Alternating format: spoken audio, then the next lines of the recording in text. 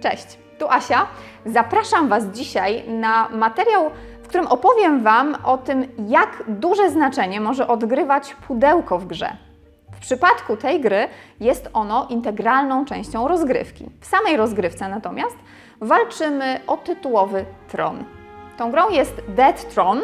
Kampania tej gry na Kickstarterze zakończyła się już i będzie trwała, bo najnowsza wersja gry Dead Throne będzie walczyła o ufundowanie na platformie Kickstarter z końcem września. Zobaczcie, jak prezentują się zasady tej gry, na podstawie których łatwiej Wam będzie ocenić, czy jest to tytuł, który zwróci i przykuje Waszą uwagę, a potem opowiem Wam trochę więcej o moich wrażeniach i o tym, co sądzę o tym tytule. Jeśli jesteś tutaj po raz pierwszy, zachęcam Cię do kliknięcia czerwonego przycisku, koniecznie z dzwoneczkiem, który poinformuje Cię o nowych materiałach na kanale On Table. Zapraszam serdecznie do oglądania. Przygotowanie tej gry, mimo jej całkiem sporych gabarytów, jest dość proste i szybkie, bowiem w wieczku pudełka mamy skryty sklep. Kiedy w markecie ułożymy sobie wszystkie karty z przedmiotami na półkach za pierwszym razem, każdą kolejną rozgrywkę możemy rozpocząć ściągając wieczko i otwierając sklep. A zatem ta część przygotowania rozgrywki będzie raczej sprawna i szybka. Środkowy element pudełka z figurkami ściągamy, odsłaniając tym samym wypraskę, która stanowi integralną część rozgrywki. Wypraska znajdująca się na ostatnim poziomie pudełka segreguje i porządkuje nam elementy takie jak żetony, stojaki na karty, znaczniki czy też kostki. Mamy tu również pudełka z taliami kart, które należy przygotować, ustawiając je, aby było nam wygodnie podczas rozgrywek. Dla zachowania porządku dopasowujemy pudełko z odpowiednią talią kart do grafiki znajdującej się na obrzeżu. Poszczególne talie przynależą do regionów, których kafle za chwilę rozłożymy. W grze znajdują się jeszcze pudełka z kartami zwojów. To karty, po które będzie sięgać każdy gracz. Należy je rozłożyć gdziekolwiek na stole, gdyż podczas rozgrywki nie ma znaczenia, z których talii gracze będą sięgać po kolejne karty zwojów. Rozłożenie kart przedmiotów, narzędzi i broni w sklepie w odpowiednich miejscach jest również bardzo intuicyjne, bowiem każde miejsce oznaczone jest odpowiednią ikoną. Pod planszetkami graczy znajdują się kafle terenów, z których ułożymy mapę rozgrywki. Kafelki terenu to regiony, które różnią się od siebie nie tylko grafiką, ale także poziomem trudności. Do kafelków przynależą talie, do których będziemy sięgać za każdym razem, kiedy będziemy przeszukiwać taki teren. Pierwszy poziom trudności to kafel pól. Kolejne to doki, czyli tereny z wodą, następnie lasy, które poznamy po terenach zadrzewionych, oraz najtrudniejsze tereny skaliste. W grze występuje oczywiście kafel terenu z zamkiem, do którego udamy się, jeśli uda nam się zdobyć kamienie regionów od Saladara. Zrealizujemy tym samym jeden z warunków zwycięstwa. Wśród kafli terenu występują również tereny z miastem. W nim znajduje się zajazd, tawerna oraz rynek. Kiedy udamy się na rynek, spojrzymy na wieczko pudełka, gdzie zorganizowany jest sklep. Ale warto również obserwować wnętrze wypraski, bo tu znajdują się przedmioty wcześniej sprzedane przez innych graczy. W sklepie więc będziemy kupować przedmioty czy bronie, płacąc za nie widoczny na karcie koszt. Możemy również sprzedać jakiś posiadany przedmiot, uzyskując widoczną na karcie wartość gotówki. Sprzedane narzędzie umieszczamy w wyprasce. Inni gracze będą mogli je kupić podczas wizyty w sklepie. W tawernie możemy liczyć na realizację misji. Sięgniemy wówczas po odpowiednie pudełko z talią kart. Nowe, odkryte karty misji dostępne są dla wszystkich graczy, a więc każdy może podjąć wyzwanie. W mieście znajduje się także zajazd, w którym gracze mogą odpocząć, czyli uleczyć się, a przed każdym miastem znajduje się dorożkarz. To nasz teleport i rodzaj taksówkarza. Za 5 monet zabierze nas do dowolnego innego miasta, nawet jeśli tamto jest na drugim końcu planszy. Kafle terenu są dwustronne. Możemy znaleźć na nich symbole czaszek, które ograniczą pewne działania graczy, zmieniając zasady rozgrywki. Rozpoczynając swoją przygodę w grę Death Throne, należy ułożyć na stole losowo dobrane kafle terenów. W ten sposób utworzycie mapę rozgrywki. To tu będziecie eksplorować kolejne nieznane regiony, znajdując narzędzia i broń przydatne w dalszej części Waszej przygody. Zdarzy się, iż wpadniecie w pułapki, jakie tu na Was czekają i z pewnością stoczycie tu niejedną walkę oraz bitwę. Jak wiele niespodzianek skrywają te tereny, przekonacie się, rozpoczynając Waszą walkę o tron. Gdy mapa rozgrywki jest już przygotowana, każdy gracz sięga po swoją planszetkę, która zorganizuje mu przestrzeń gry. Plastikowa planszetka posiada miejsca, w których gracz będzie umieszczał karty. Znajdą się tutaj karty przedmiotów, narzędzi, broni czy też pancerza. Gracz nieposiadający narzędzi do walki korzysta ze swoich standardowych statystyk, czyli ze swojej siły oraz obrony. Niektóre bronie możemy polepszać, dołączając do nich wskazane na karcie przedmioty i tym samym zwiększając ich statystyki. Możemy więc zrobić kombos, dołączając do sztyletu linę. Dzięki temu broń ta będzie silniejsza, bo zyskamy dodatkowe 2 wartości siły oraz 4 tarcze obrony. Rozwijając swoją postać w trakcie gry, pojawiać się tu będzie nowe wyposażenie. Z dostępnych postaci należy wybrać bohatera. W zależności od wariantu rozgrywki na planszy pojawi się więc Saladar bądź 6 innych bohaterów. Na karcie bohatera widoczne są zdolności postaci, a także początkowy ekwipunek, jaki należy pobrać z marketu. W przypadku Eleny będzie to silna lina oraz czarodziejski brązowy sztylet. Sięgamy więc po nie do marketu i umieszczamy w odpowiednich miejscach na planszetce gracza.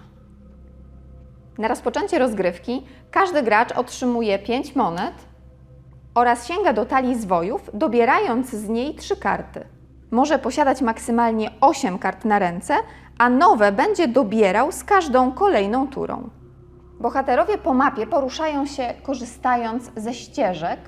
Każdy gracz, aby poruszyć się, rzuca 2 kostkami, a ich wynik wskazuje liczbę kroków, jaką może przebyć. Ścieżki w różnych regionach różnią się graficznie. Mogą to być jasne place z kamieniami na kaflach z miastem, kładki na terenach z wodą, czy jaśniejsze miejsca na obszarach leśnych. Zasada ruchu zawsze pozostaje ta sama. 1 krok to 1 oczko wyrzucone na kościach. Jest jeszcze droga na skróty. Bohater wykonując 1 ruch może poruszyć się szybką ścieżką, umożliwi mu to czasem dostanie się na drugi koniec kafelka terenu. Gracze w ramach swojej tury mogą poruszać się o liczbę kroków, jaką wskaże rzut kostkami lub korzystając z kart zwojów z możliwością teleportacji. Drugą dostępną czynnością jest interakcja. Mogą przeszukać region, w którym stoją, sięgają wówczas do odpowiedniej talii kart z pudełka, znajdą tam przedmioty bądź napotkają potwory, z którymi będą musieli walczyć. Gracz w ramach swojej tury może również zrealizować misję i w ten sposób dążyć do wygranej, może także zaatakować innego gracza lub stoczyć bitwę z kilkoma przeciwnikami. Zasady walki są dość proste. Jeśli na przykład zaatakuje nas przeciwnik, który na planszy pojawił się w wyniku przeszukania regionu, sprawdzamy wartość jego siły i porównujemy z poziomem naszej obrony. Jeśli atak przeciwnika przewyższa poziom naszej obrony, zada nam obrażenia, oznaczamy to na torze zdrowia, przesuwając odpowiednio znacznik.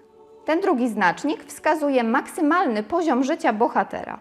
Każdy bohater startuje z poziomu 10, a dzięki posiadaniu różnych przedmiotów poziom ten może się zwiększać. W dalszej części walki obrońca sprawdza swoją siłę, w tym przypadku wynosi ona 5. Porównuje ją z obroną przeciwnika i zadaje odpowiednią liczbę obrażeń. Walkę wygra ten gracz, który zada więcej obrażeń podczas takiego starcia. Walka, szczególnie ta między graczami, to dobry moment na zagrywanie kart zwojów i korzystanie z ich efektów. Walcząc z niektórymi przeciwnikami będziemy mogli skorzystać z nagrody, zaś walka z niektórymi z nich, szczególnie o wyższych poziomach trudności, będzie dość nieprzewidywalna. W tym przypadku o sile ataku przeciwnika zdecyduje rzut 2 kostkami. Kiedy nie zdołamy pokonać przeciwnika, karta potwora trafia do stędu i umieszczamy ją w miejsce walki na planszy. Pozostanie tam aż do momentu pokonania tego przeciwnika. Kiedy bohater zostanie pokonany, czyli straci wszystkie punkty życia, ale posiada choć jedną część medalionu, będzie musiał odczekać 1 turę. Gdyby jednak przegrał walkę, nie posiadając żadnej części medalionu, dla niego rozgrywka na tym kończy się. W zależności od wariantu rozgrywki, grę wygrywa gracz bądź gracze, którym uda się zrealizować warunki zwycięstwa.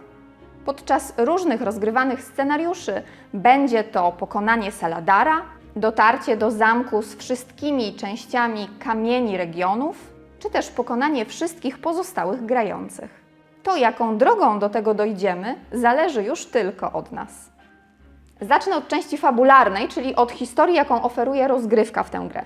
Mamy rok 2410. Kraina Lirenor została pozbawiona króla. Zginął on od smoka ziejącego ogniem i zostawił pusty tron. Do tronu rości sobie pretensje brat króla, który jest złym magiem. Aby zdobyć tron, musi zebrać wszystkie kawałki medalionu, który się rozpadł. Ale pretendentów do tronu jest więcej. Bohaterowie, w których możemy wcielić się podczas tej rozgrywki, muszą zebrać wszystkie kawałki kamieni regionu, którymi zarządza Saladar, brat króla. Natomiast kiedy Saladarowi uda się zgromadzić wszystkie części medalionu, to on zwycięży.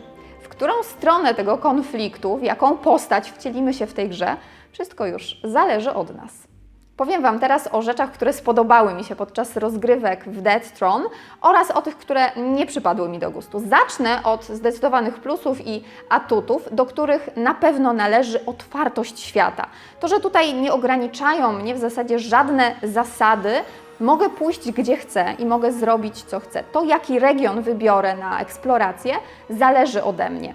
Zasady, te podstawowe zasady w tej grze są naprawdę bardzo proste, ale mamy tutaj dużo szczegółów, dużo niuansów, dużo rzeczy i dużo rozmaitości, które powodują, że możemy tutaj czuć, że przeżywamy naprawdę bardzo ciekawą przygodę. Ogromna różnorodność w tej grze przejawia się w na przykład różnych kafelkach terenów. Mamy tereny łatwiejsze, trudniejsze, możemy spodziewać się więc tam lepszych bądź gorszych przedmiotów, ale i też słabszych i trudniejszych przeciwników. Występują tam przeróżne pułapki, których też mamy różnorodność. Możemy w trakcie rozgrywki brać nowe misje, nowe zadania, które również są bardzo różne. Znajdując przedmioty, czy też kupując je w markecie, również możemy liczyć na sporą różnorodność w wyborze. Między innymi dlatego właściwie już od początku rozgrywki czuć, że przeżywamy tutaj prawdziwą przygodę, że odkrywamy nowe, nieznane miejsca, w których mogą czekać na nas przedmioty, ale możemy tam również napotkać zaskakujących nas przeciwników, z którymi przyjdzie nam walczyć. Do całej tej różnorodności, jaką oferuje nam rozgrywka, dochodzą jeszcze różne tryby samej gry, bo możemy tutaj walczyć kooperacyjnie przeciwko Saladarowi, możemy walczyć typowo rywalizacyjnie z Saladarem bądź bez niego na wyeliminowanie wszystkich pozostałych graczy, możemy rozegrać kampanię solową i za każdym razem nasze wybory będą wyglądały inaczej, a więc i rozgrywka będzie inna. Fajny również w tej grze jest całkiem spory wybór postaci, które różnią się od siebie i nie tylko różnią się płcią, ale przede wszystkim statystykami oraz swoimi zdolnościami. Możemy w trakcie rozgrywki te postacie sobie rozwijać i również mamy do wyboru tutaj różne kierunki. Możemy bardziej nastawić się na rozgrywkę, w której będziemy realizować sobie kolejne questy i misje. Możemy nastawić się bardziej na walkę, czy to z potworami, czy z innymi graczami, na tworzenie bitew, na uczestniczenie w nich, lub też bardziej iść w kierunku eksploracji, zdobywania nowych przedmiotów, a także kupowania i sprzedawania ich w markecie. Jeśli chodzi o sklep, spodobała mi się możliwość sprzedawania przedmiotów, bo poza tradycyjnym sklepem, gdzie na półce stoją przedmioty, możemy sobie kupować broń, różne narzędzia, to mamy taki czarny rynek, w którym możemy sprzedać jakieś posiadane przedmioty, bądź kupić inne, które inni gracze sprzedali. To są najczęściej przedmioty, które po prostu znajdujemy podczas eksploracji danego regionu. Zyskamy tym samym pieniądze, które być może przeznaczymy na zakup jakiejś innej, bardziej pożądanej broni. Samą broń możemy również rozbudowywać i to jest kolejna rzecz, która przypadła mi do gustu. Możemy tutaj tworzyć kombosy. Na niektórych broniach jest możliwość dołączenia jakiegoś przedmiotu i dzięki temu ta broń zyska lepsze, silniejsze statystyki. Da nam więcej siły, da nam więcej obrony. Mamy tu naprawdę spory wybór narzędzi i broni, więc na tym polu będziemy mogli sporo pokombinować. Wymieniając plusy i atuty tej gry, nie sposób nie wspomnieć o tym, jak ona wygląda. I powiem szczerze, że mnie mocno zaskoczyła jakość wykonania, bo jest ona rewelacyjna. Praktycznie każdy element tej gry, od pudełka, przez wypraskę, karty, wszystkie żetony, planszetki terenu i figurki są po prostu świetne. Pudełko z grubej, solidnej tektury. Tutaj wszystko jest przemyślane, wszystko jest po coś, mieści każdy element gry, porządkuje nam, a jest tych elementów naprawdę sporo. Świetne figurki, może nie są one tak szczegółowe, ale też nie mają wyginających się mieczy. Bardzo fajne planszetki graczy, również wykonane z plastiku, proste, a porządkujące nam całą przestrzeń gracza. Do tego jeszcze cała oprawa, szata graficzna tej gry. Mnie ona przypomina takie jakby stare gry komputerowe, nie wiem, może jakieś stare RPG. Do mnie absolutnie ta szata graficzna, te ilustracje trafiają i dzięki temu, jak ta gra jest wykonana jakościowo, jaką mamy tutaj szatę graficzną, jakie mamy ilustracje, z którymi podczas rozgrywki cały czas tak naprawdę obcujemy, od samego początku, kiedy rozpoczynam przygodę w Death Throne, czuję tutaj niesamowity klimat. Po atutach, plusach i walorach gry przyszedł czas na wymienienie tych elementów, które nie do końca mi pasują. Pierwsza rzecz, która zwróciła moją uwagę podczas grania, to to, że pojawia się w tej wersji gry taki motyw, że już na początku gracz może znaleźć sobie bardzo silny przedmiot, bardzo silną broń, która zwiększy jego statystyki, dzięki czemu będzie mógł pokonywać trudniejszych przeciwników, walczyć z trudniejszymi potworami, tym samym rozwijając się szybciej niż inni gracze. Może im po prostu uciec i można powiedzieć, że może mieć ustawioną już rozgrywkę. Ale wiem też od autora, że w tej wersji, której kampania rozpocznie się we wrześniu, czyli w najnowszej wersji gry Death Throne, zostało to już naprawione. Kolejną rzeczą, która podczas grania dawała się we znaki, to czasami spora losowość. Były takie sytuacje, że podczas eksploracji można było dociągać kolejne karty dość mocnych przeciwników, nawet na łatwym terenie, a inny gracz, czy też inni gracze mieli więcej szczęścia i sięgali po kolejne karty z fajnymi przedmiotami. Tak samo dzieje się w przypadku dociągania sobie kolejnych kart zwojów, a więc ta losowość czasami dawała się rzeczywiście mocno we znaki. Jeśli chodzi o sam sklep, to z biegiem rozgrywki mam wrażenie, że traci on w tej wersji gry na wartości, bo z czasem przestajemy chcieć do niego chodzić, ponieważ nie ma tutaj tych najbardziej pożądanych przez nas przedmiotów, a konkretnie tych silniejszych broni. Wiemy, że możemy je znaleźć w trudniejszych terenach i bardziej chętnie udajemy się właśnie tam, eksplorujemy z nadzieją, że tym razem to nie będzie karta przeciwnika, tylko właśnie takiego narzędzia. I to jest również kolejna rzecz, nad którą autor pracuje i która została zmieniona, bo wiem, że w markecie, na rynku będzie można kupić sobie lepsze bronie, więc pewnie chętniej tam pójdziemy wydać swoje pieniądze albo sprzedać coś i kupić za to lepszą broń.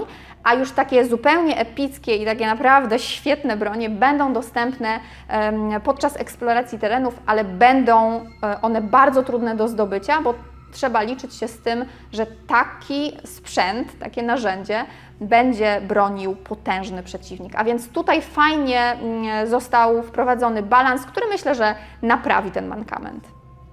Jak wspomniałam, gra Death Throne jest prostą w podstawowych zasadach, ale ma mnóstwo niuansów, szczegółów, a tym samym ma naprawdę sporą instrukcję, która stara się te drobiazgi opisywać. Natomiast układ i to, w jaki sposób instrukcja jest przygotowana, jest dość trudny. Ciężko przez nią przebrnąć, jest mało przystępna i z tego, co się orientuję, również trwają prace nad poprawieniem tej jakości. Podobnie sytuacja wygląda z ikonografią. Uważam, że jest ona zbyt skąpa, nie wyczerpuje czasami tematu, nie do końca czasami wie się, jak powinniśmy się zachować i to też łączy się z tym, w jaki sposób jest przygotowana instrukcja, więc tutaj na pewno wymaga to pracy i zmiany, aby same zasady tej gry i rozgrywka była bardziej przystępna i bardziej intuicyjna dla gracza.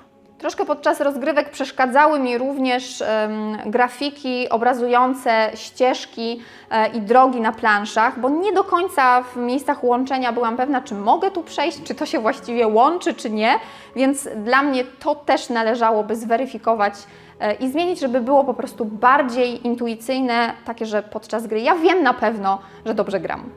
I jeszcze jedna rzecz, która nie jest minusem tej gry, a raczej jej cechą, którą widać już patrząc na to pudełko, spore pudełko, prawda? Bo jest to spora gra. Pudełko stanowi integralną część, więc musi znajdować się na stole. Kiedy rozłożymy sobie mapę, a zobaczcie, te kafle terenu są naprawdę spore, to wszystko zajmuje dużo miejsca, a więc w rozgrywce 2-3-osobowej mamy po prostu dużą grę.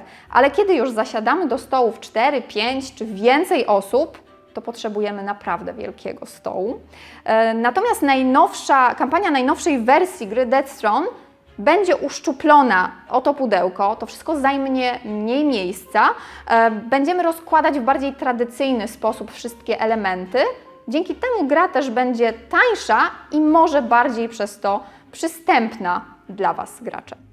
To tyle ode mnie na dzisiaj. Moi drodzy, nie ocenię gry Death Throne w skali BGG-owej, ponieważ jest to tak naprawdę gra sprzed kilku miesięcy, której kickstarterowa kampania zakończyła się już, a chcę zwrócić Waszą uwagę ze względu na nową kampanię, nowej wersji tej gry, która startuje z końcem września.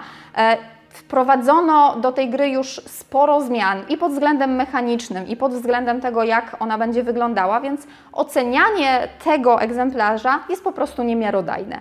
Z całą pewnością jednak jest to bardzo ciekawy, interesujący tytuł dla tych osób, które lubią taką otwartą przygodę, którą, wierzcie mi, czuć w tej grze, które lubią proste, bazowe zasady i dużo wyboru, dużo różnorodności, dużo rzeczy, które na Was czekają na tej planszy, solidne wykonanie i naprawdę mocno odczuwalny klimat.